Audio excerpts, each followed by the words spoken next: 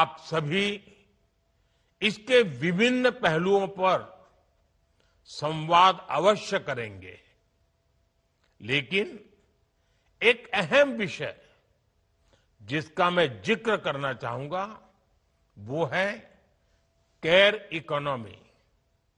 आने वाले दशक में देश में सीनियर सिटीजन्स की संख्या तेजी से बढ़ेगी।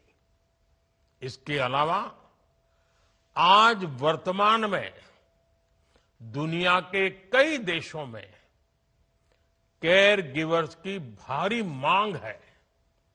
इसलिए अब हेल्थ सेक्टर में लाखों युवाओं के लिए नई स्किल आधारित रोजगार के नए अवसर तैयार हो रहे हैं।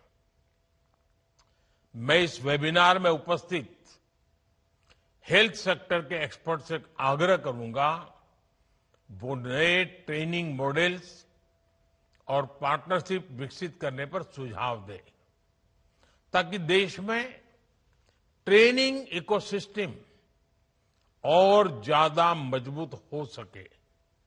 साथियों, इसी से जुड़ा दूसरा विषय टेलीमेडिसिन का है। आज बड़ी संख्या में दूर दराज के क्षेत्र के लोग भी इसका लाभ उठा रहे हैं और विश्वास बढ़ता चला जा रहा है।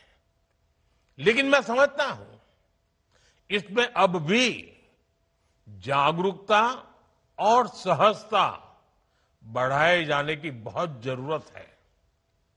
साथियों, पिछले एक दशक में देश के माइंडसेट में एक बड़ा परिवर्तन आया है।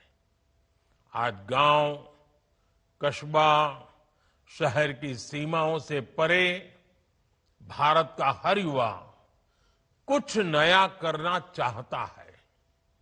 उसमें कुछ कर गुजरने का जज्बा है। नई पीढ़ी का ये नया माइंडसेट देश की सबसे बड़ी ताकत है, उज्जवल भविष्य की सबसे बड़ी पूंजी है।